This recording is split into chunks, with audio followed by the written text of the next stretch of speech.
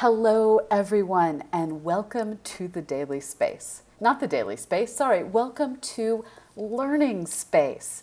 I am your host, Dr. Pamela Gay, and this week I am joined by Emily Carney from thisspaceavailable.blogspot.com. She is a woman who has had an amazing career that has spanned from getting to work in some of the coolest high-tech environments that our military, that has all the cool toys, has to offer, to now getting to be one of the great science communicators out there bringing you information on our internets.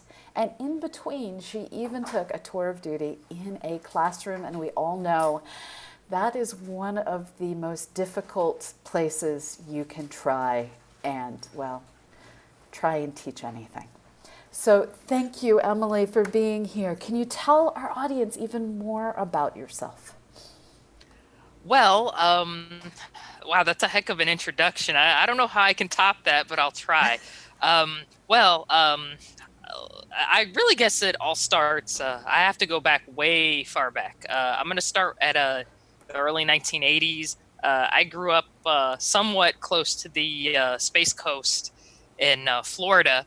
So, in the early 1980s, the space shuttle program had just begun. Yeah. So, I remember when I was real little. I was only about 3 years old, knee high to a grasshopper. And one day, my mom was like, oh, "There's the space shuttle's going up outside," and I was like, "Okay, And I kind of knew what the space shuttle was. I had an idea of what it looked like, but I wasn't like an expert or anything. I was three, so we went outside and lo and behold, I saw my first shuttle launch. It was visible. It was very vivid, and from that point, and that shuttle launch was STS-2, and from that Wow. point on, I was pretty obsessed with space flight.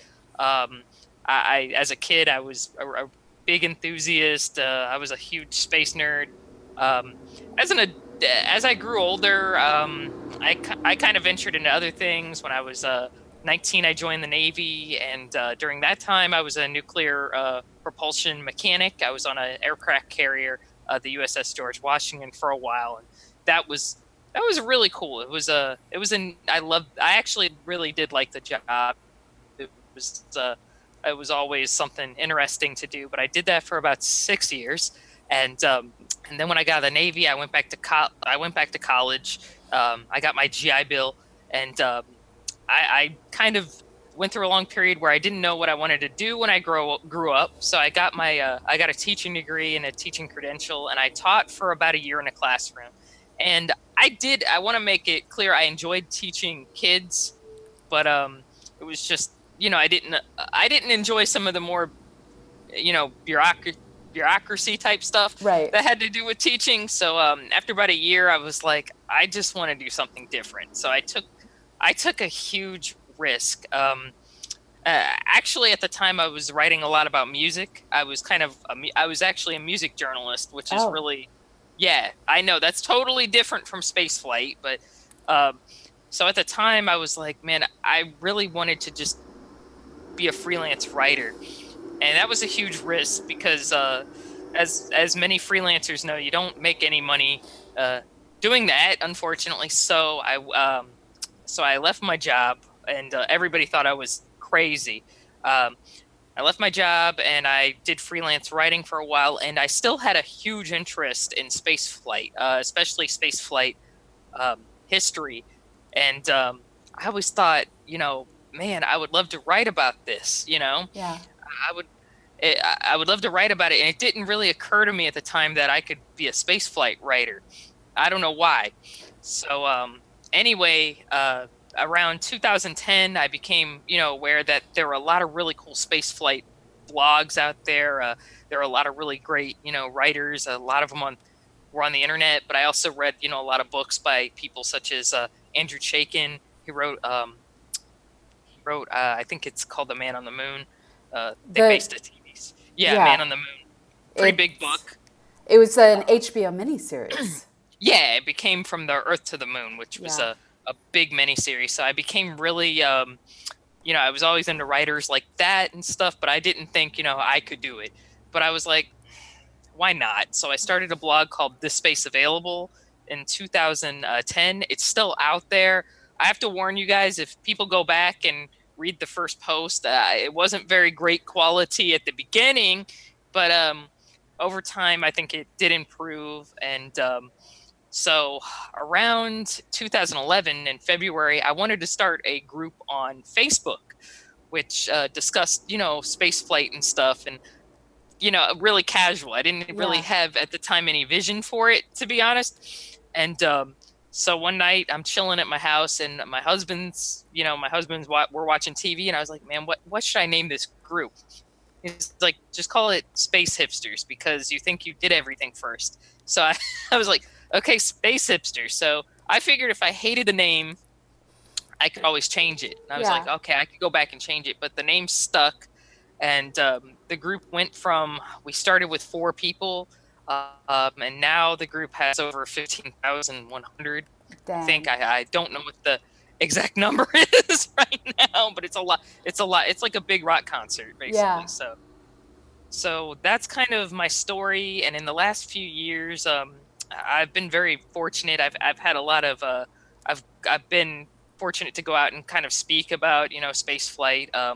I've been unfortunate to be invited to an event called Space Fest, and the first year I went, I did a panel about Skylab because I'm a big enthusiast about the Skylab program. Yeah. I've always been into it, and over time I've amassed probably a obsessive amount of knowledge about Skylab for just minutia and stuff like that. I've picked up a lot.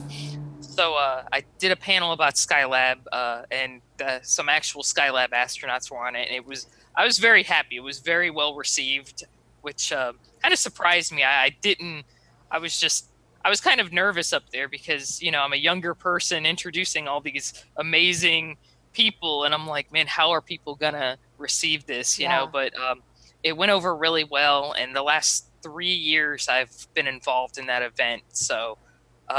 It's been quite a journey. When I first started out, I honestly didn't figure anybody would read my stuff, or um, you know, I didn't think I would get, and my group would get, or the community would get that type of following. So it's been quite a ride. So I hope that sums me up It somewhat. does, and I want to break this apart some because you and I actually have a fairly similar story in the earliest parts. One of my earliest memories is living in California, so I was on the other side of things. And the first landing that they did at Edwards Air Force Base, and I do not remember the STS number, it it came in over our house. Now, at the point that it was coming in That's over our awesome. house, it was like super high up, so we could see these contrails, and there was a speck at the end of the contrails, and there's chase planes.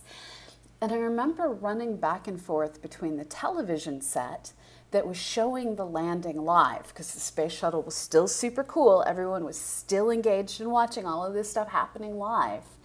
And the backyard where I could see it. And that was one of my first tie-ins to spacecrafts with humans.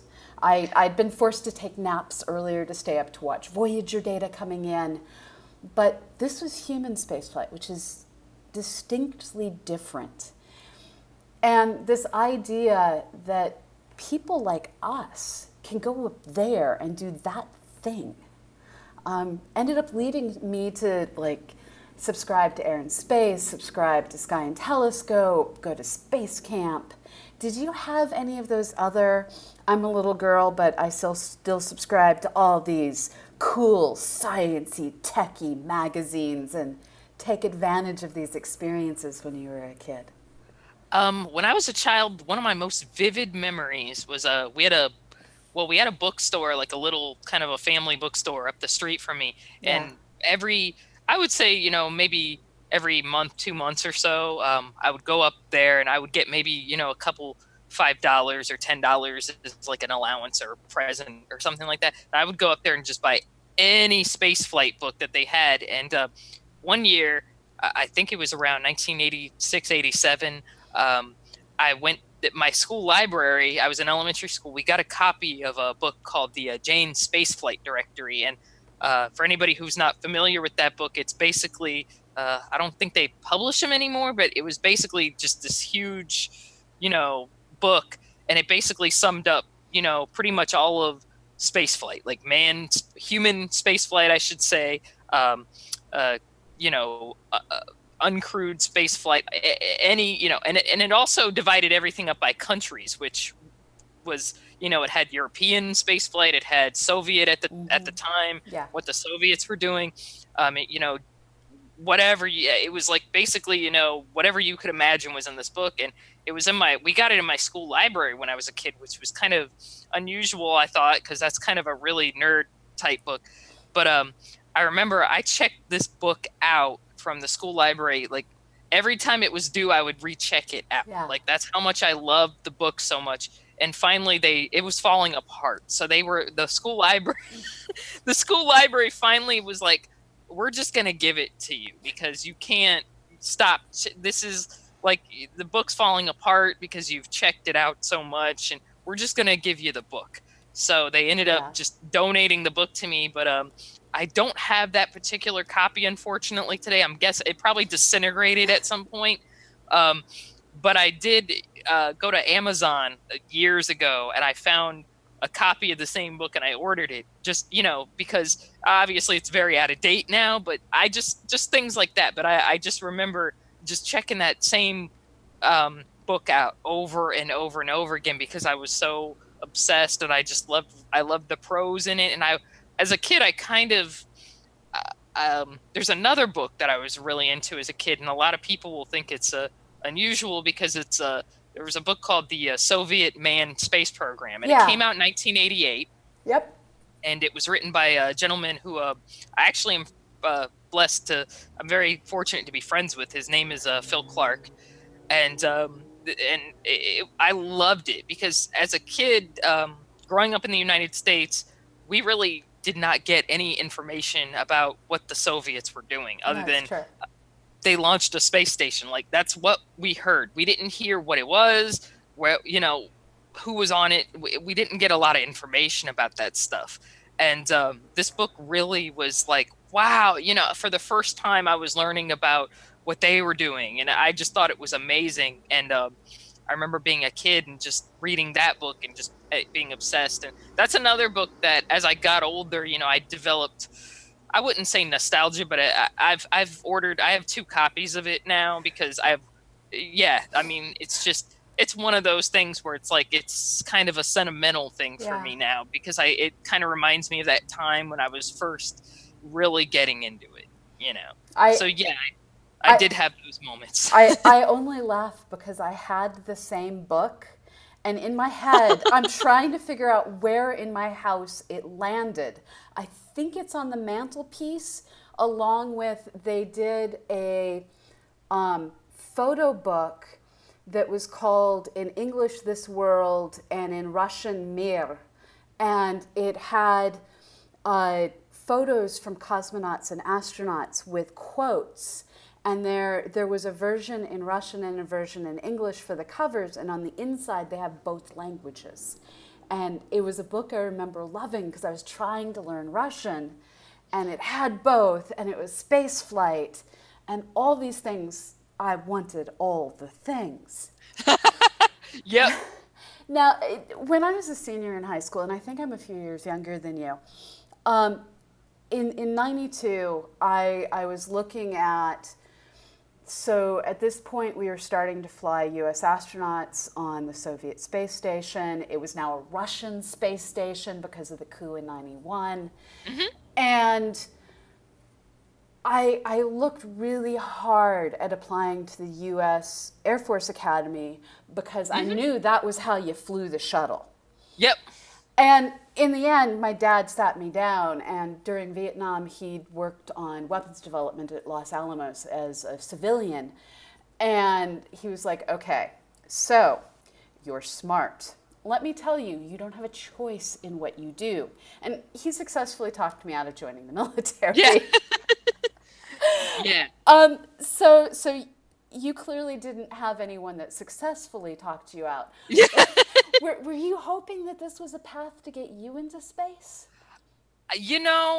At the time, I was so clueless. When I joined, when I signed up, I was 18 years old and I Yeah, was enlisted. I wanted to join a military academy, but I kind of got talked out of that too, because it was the same thing. A few people like you're not going to be able to do what you do. And when I became enlisted, you had a choice of what based on your aptitude, yeah, what you would be able to do. So that was kind of more attractive to me. But when I was 18, 19, I was so clueless about life. My main goal when I joined the military, it would have been nice to have been able to do something in space flight. Don't get yeah, me wrong, I would have loved it, and I still would love to have opportunities to do more things in that industry. But at the time, my main goal was to I wanted to serve, and so I could this isn't the only reason why I joined the Navy, yeah. but I really wanted to get my GI Bill so I could get an education. That was very important to me because um, I wanted to be able to finance my own studies. That So is amazing. And to get to serve on a aircraft carrier while doing that, that is like every kid who loves space flight next closest thing. Because it was cool. yeah, and you got to work on the high tech side and then go watch planes. It was exciting. Yeah. Do you want me to elaborate more on Yes, that, yes, or? I do. Okay, cool. Um, I really did. There's aspects about military life that I'll admit that are not a lot of fun. I mean, just the getting the routine and the separation from your family and your friends is emotionally difficult. And it does kind of affect your relationships. But I do have to say, looking back on it now, um, I'm in my 40s now, and I'm looking back on it. Uh, something that happened over 20 years ago, and I I thought some of the things I've seen and experienced, I wouldn't trade it for the world. I got to work on a nuclear reactor, Yeah, which was not many people get to say that. yeah. I mean, even just to be able to have that come out of my mouth is like, I don't believe it. It's like watching a Hmm. movie or something like that of someone else's life. So that I'm very grateful for that experience. I'm not, even though I'm not working in that industry now, it was really, and I enjoyed going to school and learning about